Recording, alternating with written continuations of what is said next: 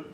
On a besoin d'une tasse d'eau, une demi-tasse de sirop de maïs, 2 sachets de jello, 4 sachets de gélatine, des moules, puis ça pour mettre dedans. On a une tasse d'eau, puis il faut ajouter une demi-tasse de sirop de maïs.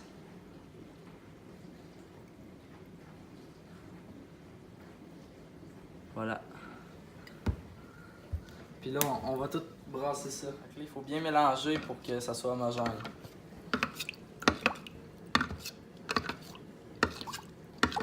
Ok, je pense que c'est bon. Fait que là, il faut tout mélanger avec les autres ingrédients.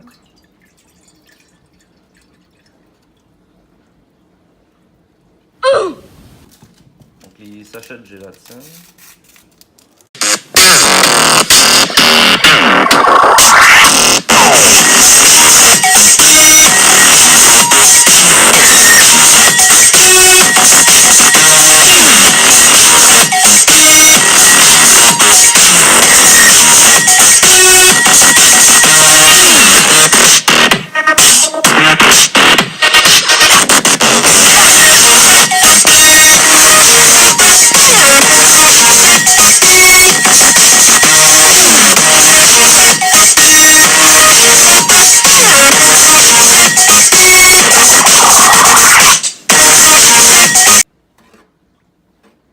Donc là, une fois que le mélange est homogène, on peut partir le poêle à médium pour de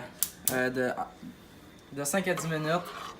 Puis on coupe ça là. Fait que là, une fois que le mélange est cuit, on va le verser dans des grands verres qui refroidissent un petit peu avant qu'on le coule.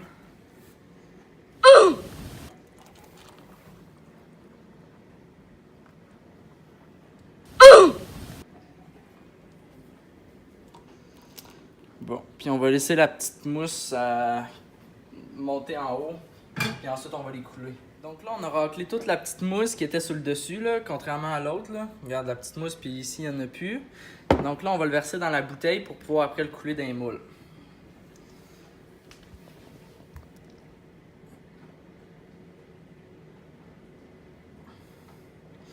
Voilà.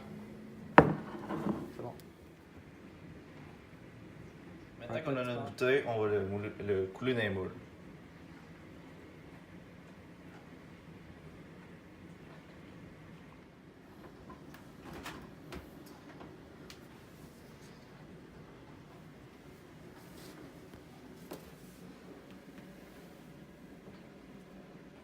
Pendant que nos jujubes sont en train de geler, je vais vous expliquer c'est quoi la gélatine.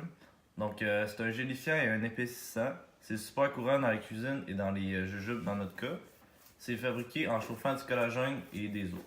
La gélatine en tant que telle, c'est une chaîne de protéines, comme on le voit ici.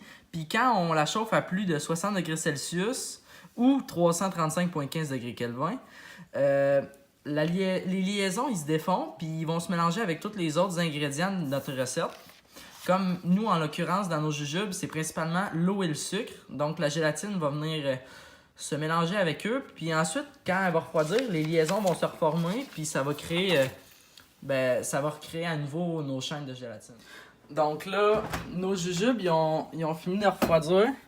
Là, ils sont plus liquides du tout. C'est rendu de la gélatine. On va les ressortir, puis on va les démouler. Donc, une fois qu'ils sont tous prêts, on a juste à les démouler.